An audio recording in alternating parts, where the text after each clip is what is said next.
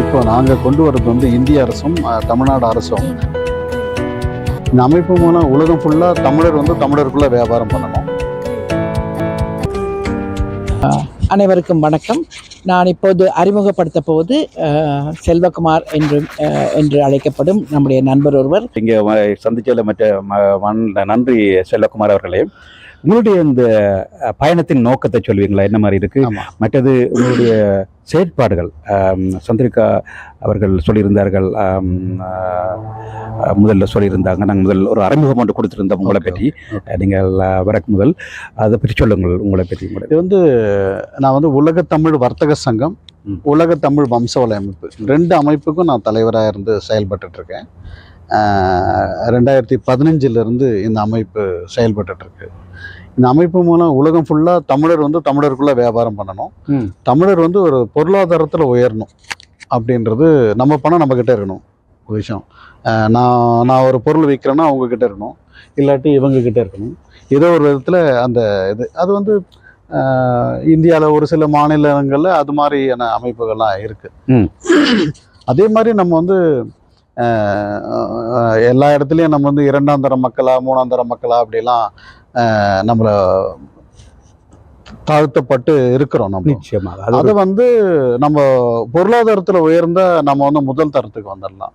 நம்ம எல்லாமே அரசாங்கம் செய்யணும், அது செய்யணும், இது செய்யணுன்றதை விட நமக்கு நாமேன்ற மாதிரி செய்யணுன்றதுக்கு தான் வந்து இது செயல்பாடுகள் பண்ணிகிட்ருக்கோம். ஃபஸ்ட்டு டைம் 11ஆவது ஆண்டு மலேசியாவில் பினாங்கு மாநில அரசாங்கத்தோட உதவியோட டத்தோஸ்ரீ சுந்தர்ராஜ் அவர் சீரிய தலைமையில் பினாங்கு மாநில முதல்வர் வந்து அந்த நிகழ்ச்சியை துவக்கி வச்சு ஒரு பெரிய லெவலில் போனாங்க. அந்த டைம் வந்து அக்கா கூட வந்தாங்க. அவங்க வந்து ஆஸ்திரேலியாவில் வந்து திருவள்ளுவர் சிலையை வந்து நிறுவனதற்காக அங்கே பினாங்கு மாநில முதல்வர் கையால் வந்து இவங்களுக்கு வந்து விருது ஒன்று வழங்கப்பட்டது. ஸோ மொத்தம் 3 விருது தான் நடந்தது. ஒரு விருது இவங்களுக்கு, ஒரு விருது மலேசியாவில் முதல் 5 ஸ்டார் ஹோட்டல் கட்டினவருக்கு ஒரு விருதும், இன்னொருத்தருக்கு சமூக நலன் கருதி ஒரு விருதும். இப்படி தான் மொத்தம் 3 விருது தான் சாதனை தமிழன் விருது கொடுத்தோம். நிச்சயமாக. ஆமாம். ஸோ அந்த விருதில் வந்து 3 பேருக்கு தான் நடந்தது. அதில் ஒரு விருது திருவள்ளுவர் சிலை ஆஸ்திரேலியாவில் நிறுவனத்துக்காக இவங்களுக்கு வழங்கப்பட்டது. வாழ்த்துக்கள். அந்த வகையில் உங்களுடைய முனைப்பானது, இந்த முனைப்பு உண்மையாக பாராட்டப்பட வேண்டிய விஷயம். அதாவது உலக நாடுகளிலே தமிழர்கள் புலம்பெயர்ந்து, தமிழக தமிழர்கள், அது மட்டும் இல்லாமல் இந்த யுத்தத்தின் காரணமாக புலம்பெயர்ந்த இலங்கை தமிழர்கள், மலேசிய தமிழர்கள், ஃபிஜி இந்தியர்கள், அவ்வாறு பல இடங்களிலும் நீங்கள் சொன்ன மாதிரி தங்களுடைய தொழில் சார்பான பல ஒரு உச்சம் கண்டிருக்கிறார்கள். அவர்கள் எல்லாரையும் ஒன்றிணைத்து அதை எவ்வாறு நாங்கள் ஒருமுகப்படுத்தி எங்களை ஒரு பலமுள்ள சக்தியாக, நீங்கள் குறிப்பிட்டிருந்தீர்கள், நாங்கள் ஒரு அடிமை வாழ்வு வாழ்ந்து கொண்டிருக்கிறோம். எல்லா நாடுகளும் அப்படித்தான். நான் சொன்ன நாடுகள் எல்லாத்திலையும், இலங்கையில் கூட இப்பயும் அப்படித்தான். யுத்தத்தின் பின்பு அங்கு இன்னும் அது வந்து ஒரு பொருளாதாரத்தின் மூலம் அல்லது கல்வியின் மூலம் நாங்கள் எந்த அளவுக்கு மேலே வரமோ அப்போதான் எங்களை ஒரு கணக்கெடுக்கிற மாதிரி இருக்கேன். அந்த வகையில் நீங்கள் உங்களுடைய முனைப்புகளை நீங்கள் ஆஸ்திரேலியா மற்றும் கனடா அப்படியான நாடுகள் எல்லாம் பெற்றுக்கிறீங்களா? ஆமாம், சொல்லுங்கள். இப்போ நம்ம என்ன திட்டம்னா, கடந்த ஆண்டு வந்து மலேசியாவில் நடத்தணும். அந்த ஆண்டுலேயே வந்து அக்கா தான் சொல்லிட்டு இருந்தாங்க, எங்கள் நாட்டிலையும் பண்ணுங்க அப்படின்னு சொல்லிட்டு இருந்தாங்க. ஸோ அதனால் வந்து இந்த நாட்டுக்கு ஆஸ்திரேலியாவில் வந்து செய்கிறோம். இங்கே வந்து இந்திய தூதர் வந்து தமிழகத்தை சேர்ந்தவர். அவர் வந்து பல்வேறு உதவிகள் எல்லாம் செய்யணும். அந்த இந்திய அரசாங்கமும் தமிழ்நாடு அரசும் ப்ளஸ் என்எஸ்டபிள்யூ கவர்மெண்ட், என்எஸ்டபிள்யூ மாநில அரசு, இன்வெஸ்ட் என்எஸ்டபிள்யூ 2 மாநில அரசு, இந்திய அரசு உதவியோட இந்த நாட்டில் இருக்கிற தமிழர்கள் வந்து இன்றைக்கி வந்து பார்த்திங்கன்னா குறைஞ்சது ஒரு 3%-4% தான் வந்து ப்ரொஃபஷனல் பிஸ்னஸ் மேனாக இருக்கிறாங்க. மீதி 96% வந்து ஒர்க்கிங்கில் தான் இருக்கிறாங்க. ஸோ அதனால் நாங்கள் அடுத்து எங்களோட கமிட்டியில் வந்து இது பண்ணும்போது ஒர்க்கிங் கேட்டகரியாக இருக்கிறவங்கள வந்து பிஸ்னஸ் மேனாக உருவாக்கணும் அப்படின்றது தான் இதோட நோக்கம். நாங்கள் ஆண்டுதோறும் வந்து 500 MBA ஸ்டூடெண்ட்டுங்களை பிஸ்னஸ் மேனாக உருவாக்குறதுக்கான செயல்திட்டத்தை நடத்திக்கிட்டு வரோம் நாங்கள். அதனால் இந்த ஆண்டு ஆஸ்திரேலியாவில் நாங்கள் இதை நிகழ்ச்சியை நடத்தி இந்த நாட்டில் இருக்கிற ஒர்க் பண்ணுறவங்களும் ஒரு சைட் பிஸ்னஸும் ஒன்று பண்ணணும். ரெண்டாவது வந்து எந்த நாட்டில் என்ன தொழில் வாய்ப்புகள் இருக்குது. இன்றைக்கி வந்து எல்லாருமே இப்போ பார்த்திங்கன்னா ஒரு படிப்புன்னு போனால் இன்ஜினியரிங், டாக்டர், இப்போ ஐடி அப்படி தான் போயிட்டு இருந்தாங்க. இப்போது படிப்பில் வந்து ஸ்பேஸ் டெக்னாலஜியில் வந்து என்ன மாதிரி தொழில் வாய்ப்புகள் இருக்குது, என்ன வந்து பிஸ்னஸ் கொண்டு வரலாம். ஸோ இப்படியெல்லாம் இருக்குது. அதனால் அந்தந்த நாட்டில் போயிட்டு அவங்களுக்கு இப்போ கல்வியாளர்களும் வராங்க, மாநில அமைச்சர்களும் வராங்க, தமிழ்நாட்டு மாநில அமைச்சர்கள் பெருமக்களும் வராங்க, அப்புறம் மக்களால் தேர்ந்தெடுக்கப்பட்ட பாராளுமன்ற உறுப்பினர்கள், அதாவது உலகம் ஃபுல்லாக 13 நாடுகள் 153 தமிழ் நாடாளுமன்ற உறுப்பினர்கள் இருக்காங்க. ஸோ அந்த நாடாளுமன்றலாம் எல்லாம் சேர்த்து உலகத்தமிழ் பாராளுமன்றம்னு உருவாக்கியிருக்கேன். ஸோ அந்த நாடாளுமன்ற உறுப்பினர்களும் இதில் நிகழ்ச்சியில் கலந்துக்கிறாங்க. இதன் மூலம் என்னென்னா அந்தந்த நாட்டில் இருக்கிற தமிழர்களுக்கு ஏதாவது ஒரு வகையில் வந்து பிஸ்னஸை உருவாக்கி அவங்க வந்து பொருளாதாரத்தை உயரணுன்றது தான் இதோட நோக்கமாக இருக்குது. இது வந்து நாங்கள் எதுவும் கட்டணம் எதுவும் வாங்குறதில்ல, இலவசம் தான். ஒரு ஒர்க்கிங் கேட்டகரியாக இருக்கிறவங்க கூட அந்த 2 நாள் கான்ஃபரன்ஸில் கலந்துக்கிட்டாங்கன்னா, அந்த கலந்துக்கிட்டு அந்த யார் ஸ்பீச் கொடுக்குறாங்களோ தான் நாலேஜ் ஆகிடுச்சுன்னா அவங்கக்கிட்ட பணமே இல்லைன்னா கூட ஒரு கன்சல்டன்சியாக ஒரு பிஸ்னஸ் பண்ணலாம். ஒரு பணம் இருக்கிறவங்ககிட்ட இந்த இந்த நாட்டில் இந்த சலுகைகள் இருக்குது, இந்த நாட்டில் இந்த லோன்ஸ் இருக்குது, இந்த நாட்டில் வந்து இவ்வளோ ப்ரிவிலேஜஸ் இருக்குது, பெண்களுக்கு வந்து என்ன கிராண்ட் இருக்குது, மென்னுக்கு என்ன கிராண்ட் இருக்குது, இதெல்லாம் வந்து அவங்க இந்த 2 நாள் கான்ஃபரன்ஸில் கலந்துக்கிட்டால் அது தெரியும். அது மூலயமா அவங்க பிஸ்னஸ் பண்ணலாம். உழைச்சி கொடுத்துட்டேன், பல பேருக்கு உழைச்சி கொடுத்துட்டேன். ஆனால் என்னுடைய கடைசி காலத்தில் நான் யோசிச்சு நானாக ஒரு நிர்வாகத்தை துவங்கி செய்தால் என்னென்று நான் இங்குள்ள டிப்ளமா இன் ப்ராஜெக்ட் மேனேஜ்மெண்ட், அதை MBA செய்திருந்தேன். அந்த நேரத்தில் அப்புறம் யோசிச்சு இவ்வளவு காலமும் தவற விட்டுட்டேனே இந்த ஆப்பர்ச்சுனிட்டின்னு சொல்லி. இளைஞர்கள் பார்த்து கொண்டிருக்கும் இளைஞர்கள் அல்லது நிச்சயமாக உங்களுடைய சொந்த ஒரு பிஸ்னஸ், அதாவது பிஸ்னஸை ஒரு நிர்வாகத்தை எந்தெந்த துறை சார்ந்திருந்தாலும் அதனை ஆரம்பிப்பதன் மூலம் இங்கு ஆஸ்திரேலிய அரசானது நிறைய டேக்ஸ் பெனிஃபிட்டை கொடுக்கிறார்கள் ஒரு வியாபாரிகளுக்கு அல்லது ஒரு பிஸ்னஸை செய்கிறார்களுக்கு எல்லாம். அந்த வகையில் அதை பெற்றுக்கொள்ளக்கூடிய சந்தர்ப்பத்தை தவறாக கொடுக்கிறாங்க. நாங்கள் சும்மா போய் ஒரு மேசையில் ஒரு அறைக்குள்ளே இருந்து இன்னொருத்தருக்கு வேலை செய்கிறதுன்னு பார்க்க நீங்கள் சொல்கிறது உண்மையாக நான் அதை உணர்ந்து விட்டு யோசிச்சேன். நான் இந்த வாழ்க்கையில் அறவாசி ஏன் அந்த காலத்தை வேஸ்ட் ஆக்கிட்டோம்னு சொல்லி.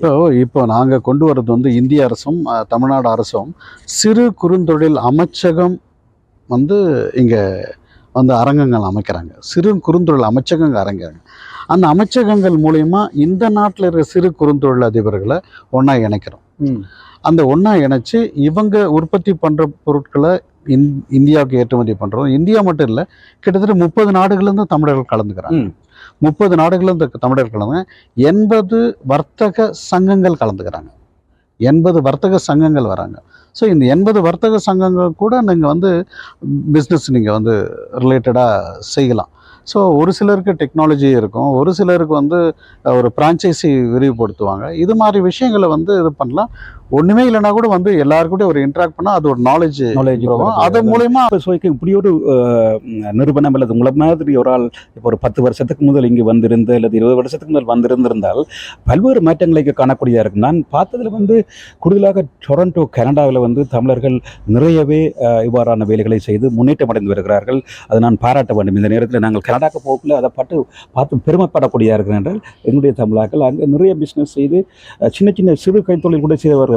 சாதாரணமாக ஒரு கிளீனிங் பிஸ்னஸை கூட தானாக ஆரம்பித்து வருகிறார்கள்.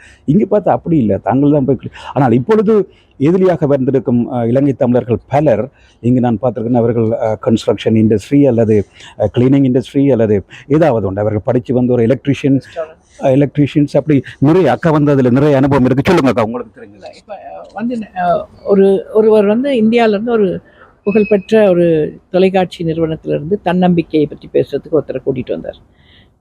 நான் கேட்டேன், எதுக்கு நீங்கள் வெளியில் காசு கொடுத்து தன்னம்பிக்கையை ஊட்டுறவங்களை பற்றி கேட்டு வரீங்க?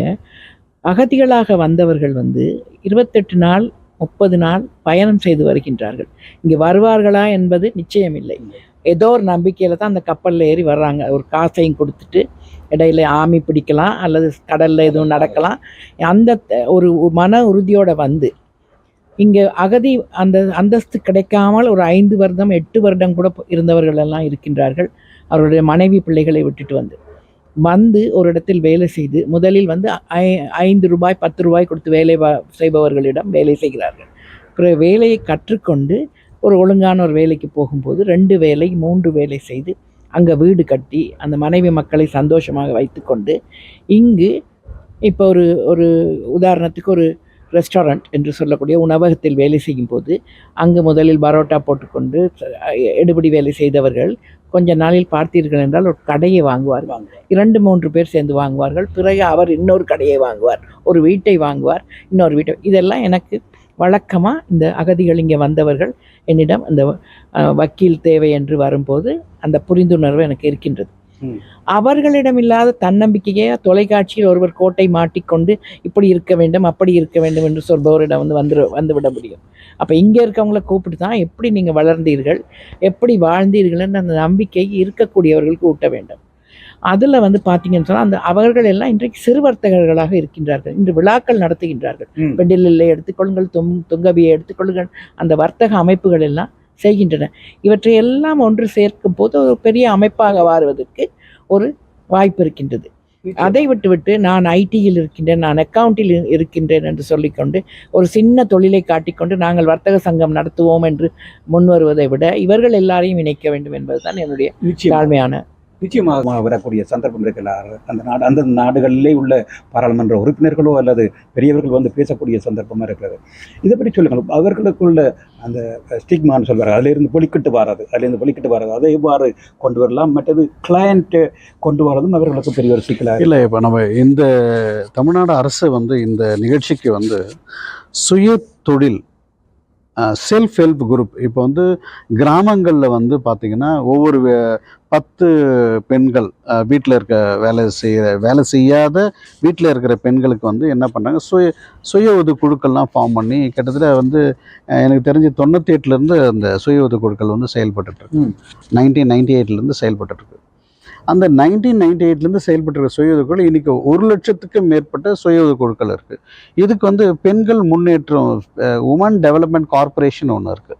இங்கே தமிழ்நாட்டில் சமூக நலத்துறை கீழே அது செயல்பட்டுருக்கு. அதுக்கு துறை சார்ந்த ஐஏஎஸ் என்வின் அட்மினிஸ்ட்ரேஷன் ஆஃபீஸர்ஸ் இருக்கிறாங்க, நிறைய டிஆர்ஓஸ் எல்லாம் இருக்காங்க. அந்த இதுலேருந்து என்னென்னா ஒரு 10 பெண்கள் சேர்ந்து ஒரு தொழில் தொடங்குறது. அப்போது ஒரு ஆள் 5,000 போட்டு ஆரம்பிப்பாங்க. ஒரு 20 பேர்னா 1 லட்ச ரூபா ஆச்சு. தமிழ்நாடு அரசு 1 லட்ச ரூபா லோன் கொடுக்கும். 2 லட்சம் சேர்த்து இந்த 10 பேர் வியாபாரம் பண்ணாங்க. அப்போ அது ஒரு 5 லட்ச ரூபா ஆகும்போது அரசாங்கம் இன்னும் ஒரு 5 லட்ச ரூபா கொடுக்கும். ஸோ இப்படி நிறைய பெண்கள் கிராமங்களில் அவங்க ஊரில் இருக்கும்போதே அவங்களே செய்யலாம். வீட்டில் ஒரு காட்டன் கேரி பேக் உற்பத்தி பண்ணலாம், ஒரு டைப்பர் ரெடி பண்ணலாம், சானிட்டரி நாப்கின் ரெடி பண்ணலாம். இன்றைக்கி இதெல்லாம் ஒரு இன்றியமையாதது. இன்றைக்கி குளோபல் வார்மிங்கில் காட்டன் கேரி பேக்லாம் இன்றியமையாது. ஸோ இது நான் ஒரு எக்ஸாம்பிள் சொல்கிறேன். ஆனால் இது மாதிரி நிறைய தொழில் இருக்குது.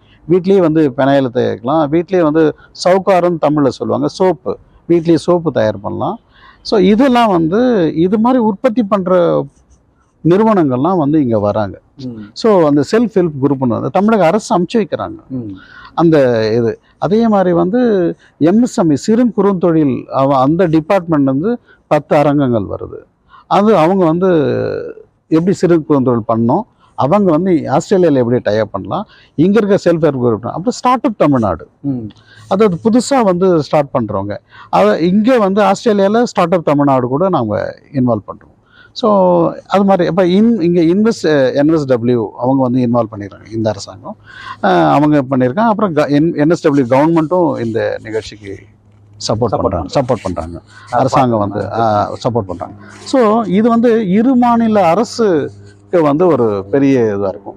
நாளைக்கு தமிழ்நாட்டு முதலமைச்சர் ஆஸ்திரேலியாவில் என்எஸ்டபிள்யூவில் ஒரு புரிந்துணர்வு செய்யலாம்.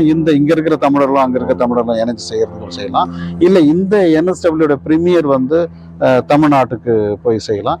இதெல்லாம் இந்த இந்த இந்த நிகழ்ச்சி நடத்தும் போது அதுக்கான உள்நோக்கங்கள் இதுக்கு பின்னாடி எல்லாம் இருக்குது. இது மாதிரி செயல் திட்டம்லாம் எங்களுக்கு அங்கேருந்து நாங்கள் ஒரு அரசாங்கம் மூலமா அங்கே ஒரு ரெக்வஸ்ட் கொடுத்துருக்குறோம். இந்த அரசாங்கம் அவங்கள இன்வைட் பண்ணுறதுக்கு இருக்குது. ஸோ இதெல்லாம் செயல் திட்டத்தில் செயல்பட்டுருக்கும். ஸோ பினாங்கு மாநில அரசாங்கம் தமிழ்நாடு கூட இணைஞ்சு பண்ணுறதுக்கு இப்போ தனியாக ஒரு பினாங்குக்கு தனி ஃப்ளைட்டே விட்டுட்டாங்க. தமிழ்நாடு அரசுக்கும் அதுக்கும் இப்போ மலேசியாவுக்கு வரேன்னா 3.25 மணி நேரம் ஆகுது. ஆனால் பினாங்கு வரனா 3 hours 10 நிமிஷம். இப்போ அதுக்கு 80% இண்டிகோ ஃப்ளைட்டு ஃபுல்லாக போகுது. ஸோ அது மாதிரி அதே மாதிரி இந்த அரசாங்கத்துக்கும் நாங்கள் என்எஸ்டபிள்யூ இப்போ சிட்னி, மெல்பர்ன் இங்கே இங்கே இருக்கிற தமிழர்களுக்கு என்ன பண்ணலாம்.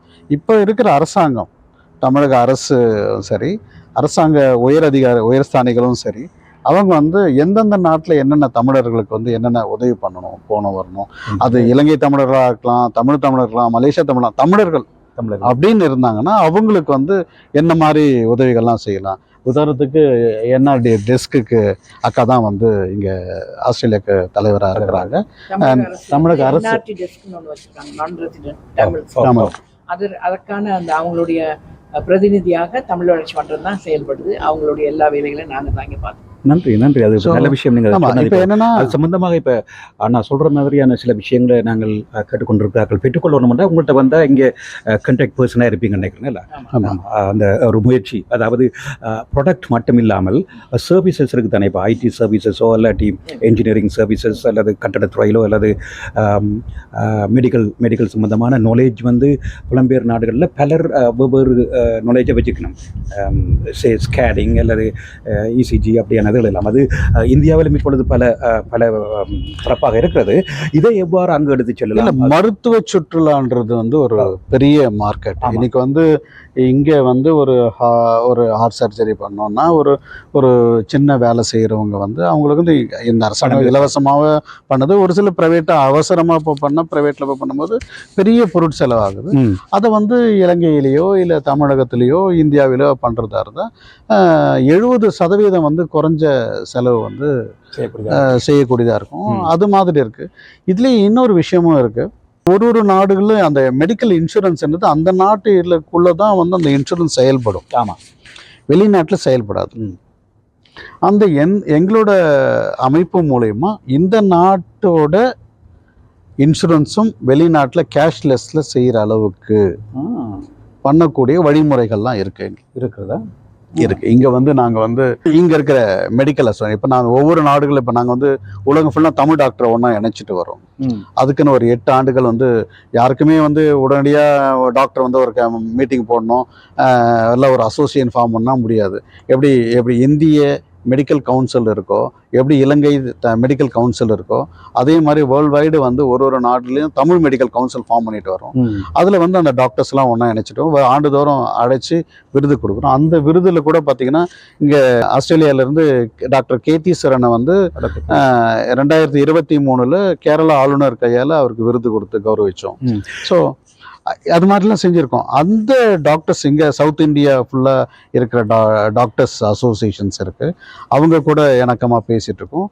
இங்கே இருக்கிற தமிழர்களுக்கு எப்படி வந்து மருத்துவ உதவியெல்லாம் வந்து குறைஞ்ச செலவில் செய்யலாம் அப்படின்றது அதுக்கான இந்திய கவர்மெண்ட்டும் தமிழ்நாடு கவர்மெண்ட் கூட இணைஞ்சு நிறைய வேலைப்பாடுகள் நடந்துட்டு இருக்கு. அதாவது நீங்கள் சொன்னது புரிகிறதா வந்தால் இப்போ ஆஸ்திரேலியாவில் வந்து 2 சிஸ்டம் இருக்குது. ஒன்று வந்து ப்ரைவேட் ஹெல்த் சிஸ்டம், அது கவர்மெண்ட் மெடிக்கேர் சிஸ்டம்னு இருக்குது. இப்போ மெடிக்கேர் சிஸ்டத்தில் கூடுதல் நாட்கள் இருப்பார்கள், அங்கே இன்சூரன்ஸ் இல்லாதவர்கள் இருப்பார்கள். அதில் ஒரு நீண்ட வெயிட்டிங் லிஸ்ட்டுன்னு சொல்லுவார்கள். கீ ஒன்று இருக்கும். பொதுவாக நீங்கள் சொன்ன மாதிரி இப்போ செஸ்ட் பெயினில் இருக்கிறதாக வந்தால் உடனடியாக அவர்களுக்கு பைபாஸோ அல்லது ஹார்ட் சர்ஜரிஸ் ஒன்றும் செய்யலாம் இருக்கும். அவர்கள் இந்தியாவில் இந்த மெடிக்கல் டூரிசம் மருத்துவ சுற்றுலாவில் வந்து செய்யக்கூடிய என்ன மாதிரி அதை தொடர்பு? அது வந்து இங்கே வந்து நாங்கள் வந்து எங்களுக்கு பிங்க் ஹெல்த் கேர்ன்ட்டு வந்து இந்த உலக தமிழ் வம்சாவளி அமைப்பு கீழே ஒரு சப்சிடரி நிறுவனம் ஒன்று இருக்குது. சப்சிடரி நிறுவனம் பிங்க் ஹெல்த் கேர்னு இருக்குது. அதுக்கு வந்து இங்கே ஒரு நிர்வாகிகளை வந்து நியமிச்சிருக்கிறோம். அது கூடிய விரைவில் தெரியப்படுத்துவோம். இந்த நிகழ்ச்சியில் வந்து அதை தெரியப்படுத்துவோம். அதுக்கு வந்து இந்தியாவிலிருந்து 10 ஒரு பிரபலமான மருத்துவ நிறுவனங்கள், அப்போலோ போன்ற நிறுவனங்கள் வந்து இந்த நிகழ்ச்சியில் வராங்க. டாக்டர்ஸ்லாம் கூட கலந்துக்கிறாங்க. ஸோ அந்த மருத்துவ சுற்றுலாவும் இதில் இருக்கும். நிச்சயமாக. இப்போ அதில் வந்து நீங்கள் சொன்னீங்க ஒன்று வந்து இங்கே பாரம்பரியமாக தமிழராக இருந்தவர்கள் ஒருவர் பணம் கொடுத்து உடனடியாக செய்ய வேண்டும். என்னிடம் பணம் உள்ளது, நான் இந்த ட்ரீட்மெண்ட்டை உடனடியாக செய்யலாம், தமிழ்நாட்டுக்கு போனால் இந்த ஹாஸ்பிட்டல் என்று அதை கூட செய்யக்கூடிய வசதி இருக்கா? இந்த நாட்டில் இருக்கு.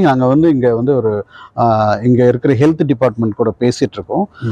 டெலிமெடிசன் சென்டர் இந்த நாட்டு அரசாங்கத்துக்கு கூட உடன்பட்டு இந்த நாட்டு அரசாங்கத்தோட சட்டத்திட்டத்துக்கு உட்பட்டு டெலிமெடிசன் சென்டர் ஒன்று ஆரம்பிக்கிறதுக்கு இருக்கிறோம் இந்த அமைப்பு மூலயமா.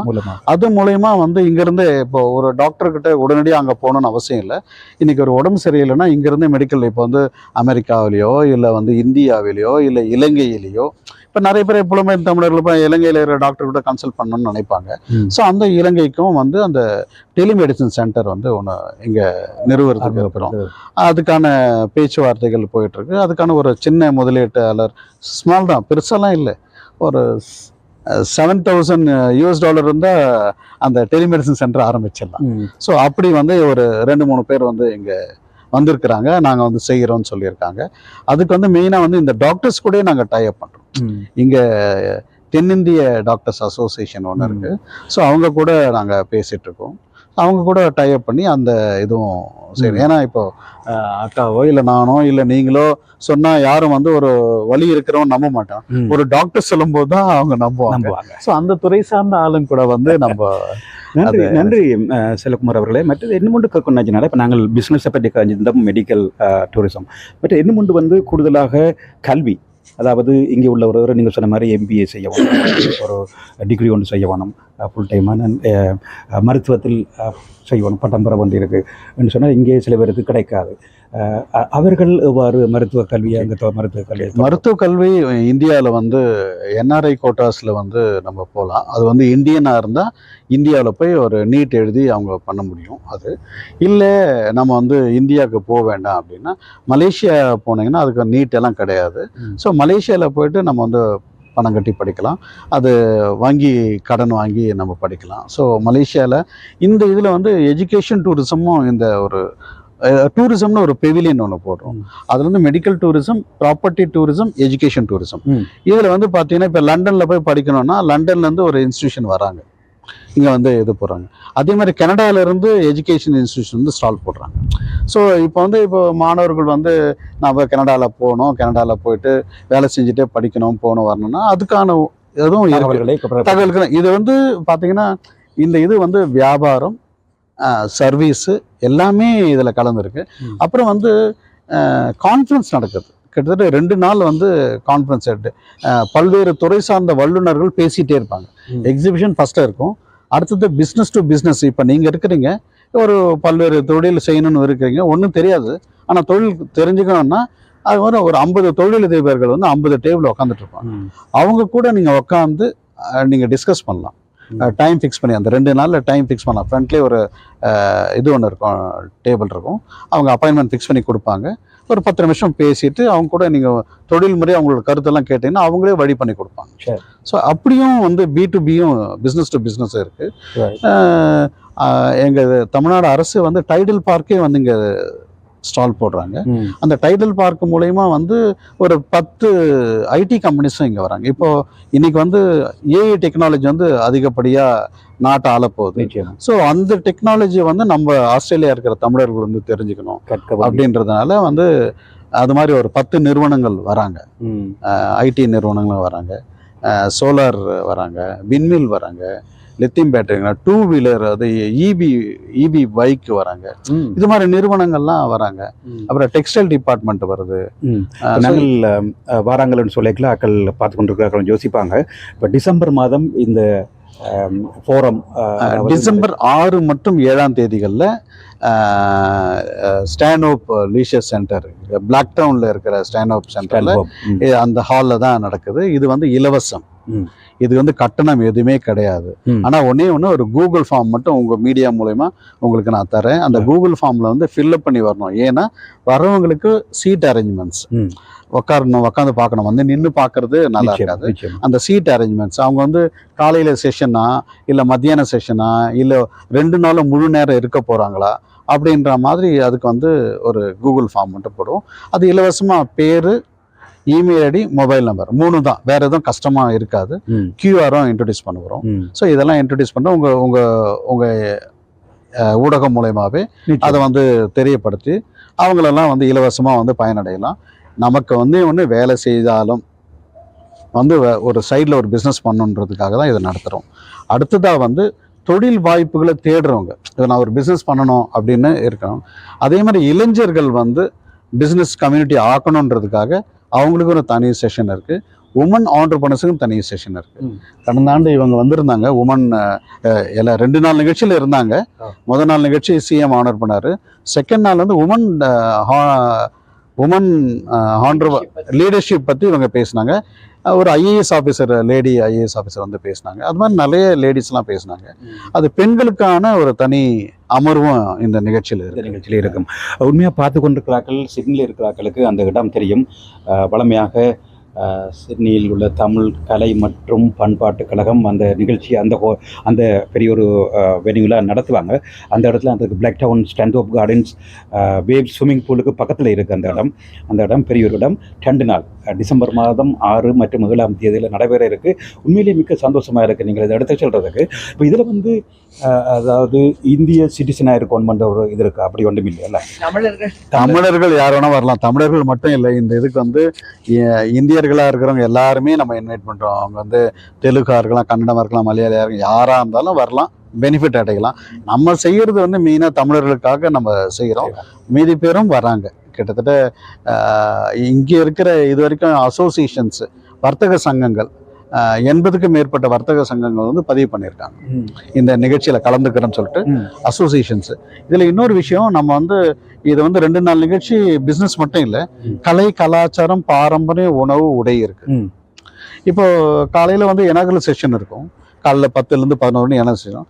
அதுக்கப்புறம் வந்து லீடர்ஸு, வெளிநாட்டில் இருக்க தமிழ் எம்பிஸு, சட்டமன்ற மாநில மத்திய அமைச்சர்கள்லாம் வந்து கலந்துக்கிட்டு ஸ்பீச் கொடுப்பாங்க. அந்த ஸ்பீச்சுக்கு சென்டராக வந்து மயிலாட்டம், ஒயிலாட்டம், கரகாட்டம் இந்த நிகழ்ச்சியும் அதில் நடக்குது.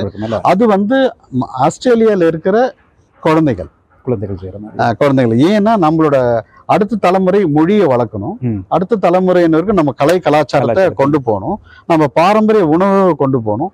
இதுக்காக அந்த ஃபர்ஸ்ட் ஹாஃப் டே வந்து உலக தமிழ் வம்சாவளி மாநாடாக நடக்கும். மத்தியானத்திலிருந்து 1.5 நாள் வந்து நமக்கு வந்து பிஸ்னஸ் மீட்டாக இருக்கும். ஃபர்ஸ்ட் ஹாஃப் டே வந்து கலை, கலாச்சாரம், பாரம்பரிய உணவு, உடை. அது வந்து இங்கே இருக்கிற நம்ம குழந்தைங்களுக்கும் ஒரு கலாச்சாரம். 2 நாளும் அங்கு நிற்பவர்கள் முழு நாளும் நிற்க வேண்டும் என்றால் அவர்களுக்கு நினைக்கிறேன் ரெஸ்டாரண்ட்ஸ், ஃபுட் ஸ்டால் எல்லாம் வெளியில் இருக்கும். ஆமாம், வெளியே வந்து ஸ்டால், ஃபுட் எல்லாம் இருக்கும். அவங்க வேணும்னா அவங்க வாங்கி விருப்பப்பட்டு காசு கொடுத்து வாங்கி சாப்பிடலாம்.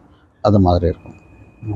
நன்றி ஐயா, பல்வேறு தகவல்களையும் பரிமாறி இருந்தீர்கள். உண்மையிலே நான் அவளுடன் எதிர்பார்க்கிறேன் அந்த நாளை. நிச்சயமாக பார்த்து கொண்டு கேட்டுக்கொண்டிருக்கிறார்களும். இதில் ஆடை திருவிழாவும் இருக்கு. நம்ம வந்து 5 வயசுல இருந்து 15 வயசு வரைக்கும் இருக்கிற பெண்கள் வந்து வேட்டி சட்டை, பாவாடை தாவணி, சாரி கட்டி வர மாதிரி ஒரு ஆடை திருவிழாவும் இருக்கு. அந்த குழந்தைங்களை வந்து நம்ம அடுத்த தலைமுறைக்கு நம்மளோட ஆடை திருவிழா மூலயமா அந்த கலை கலாச்சாரத்தையும் கொண்டு போகணுன்றதுக்காக அதையும் நம்ம நடத்துறோம். உண்மையிலேயே சர்ப்ரைஸாக நல்ல ஒரு சந்தோஷமான விஷயமா இருக்கு. என்றால் புலம்பெயர் நாடுகளில் இப்படி வந்து அதை அந்த நாட்டின் அரசாங்கத்துடன் தமிழக தற்போதைய அரசு இவ்வாறான முனைப்புகளில் இருக்கிறது ஒரு நல்ல விஷயம் என்றால் அது எங்கிருந்தாலும் தமிழர்களாக ஒன்றிணைந்து அதை அடுத்த கட்டத்துக்கு செல்வோம் என்றது ஒரு நல்ல ஒரு விஷயம். அதில் நீங்கள் முன்னெடுத்து செல்வது பாராட்டம். பல விஷயத்தை நான் கற்றுக்கொண்ட இன்றைக்கு நிச்சயமாக பார்த்து கொண்டு கேட்டுக்கொண்டிருக்கிறார்கள். மியூசிக் யூனிவர்சிட்டி வராங்க, தமிழ்நாடு சினிமா, தமிழ்நாடு இயலிசை நாடக மன்றம், தமிழக அரசு வந்து ஒரு 15 கலைஞர்களை வந்து அனுப்பிச்சு வைக்கிறாங்க. இங்க வந்து நம்ம தமிழ் கலைகளை வந்து கொண்டு வரணுன்றதாக அவங்களும் வராங்க. இது மாதிரி இந்த விஷயம் வந்து நம்ம ஒரு சந்தோஷமான விஷயமா இருக்கும். அதே நேரத்தில் தகவல்களும் இருக்கும். தொழில் ஒரு முக்கியமாக இருக்கிறது என்றால் தகவல், நீங்கள் சொன்ன தகவல்கள் வரும். பலர் இப்பொழுது கேட்டுக்கொண்டிருக்கிறார்களுக்கு விஷயம் இதில் அறியாத விஷயங்கள் நிறைய இருக்குது. ஒன்று, நீங்கள் தமிழகத்தினுடான தொடர்பை ஏற்படுத்துவதன் மூலம் இந்த கல்வி மற்றும் மெடிக்கல் ட்ரீட்மெண்ட்ஸ் மற்றது பிஸ்னஸ் டெவலப்மெண்ட்ஸ் அது சம்மந்தமானது.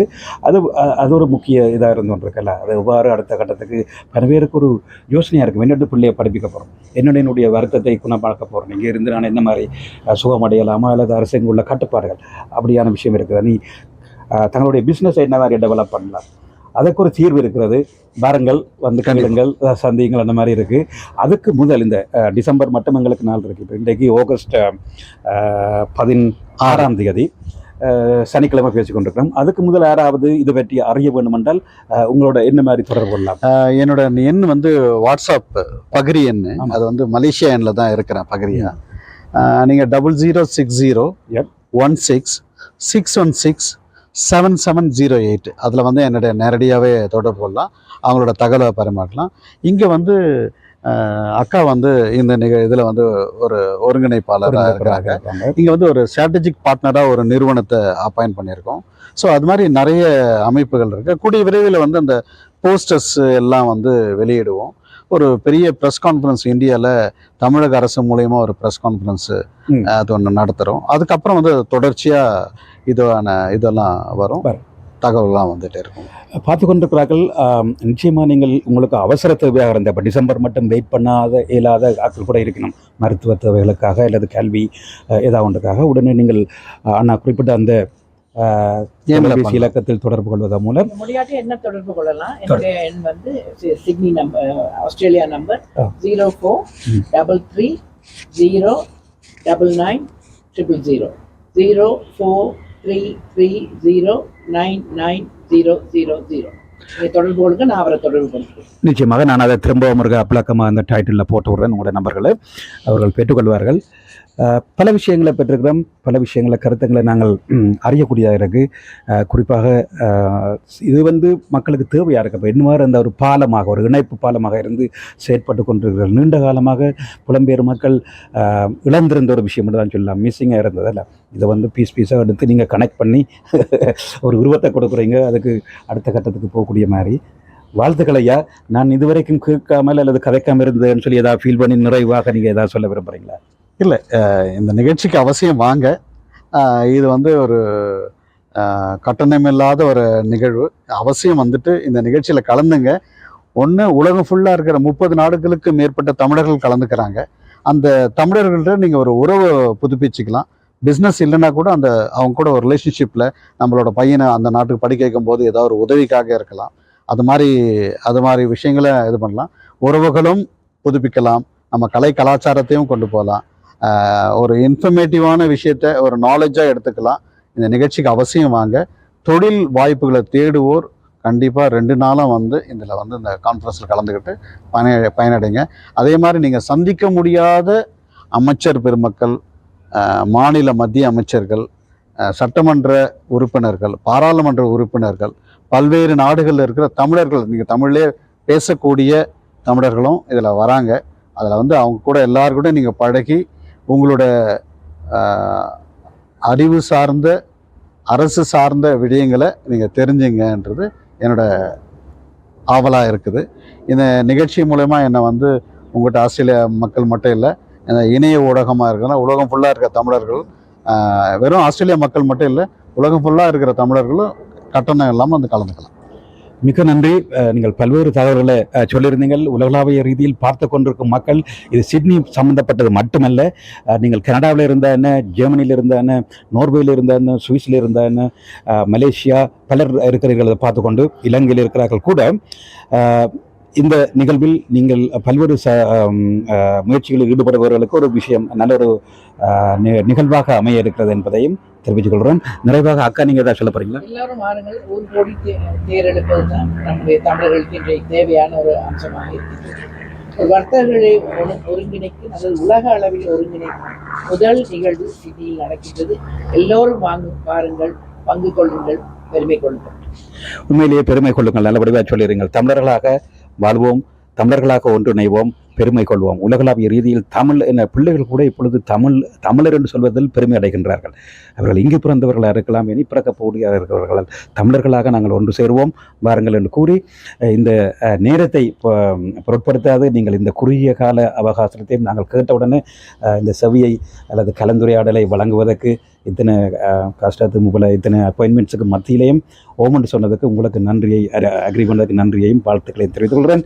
அதே நேரத்தில் இந்த நிகழ்வு நிச்சயமாக வெற்றியாக இடம்பெறும் என்றும் வாழ்த்தி வணங்கி விடைபெற்றுக் கொள்கிறோம். நன்றி. நன்றி, வணக்கம்.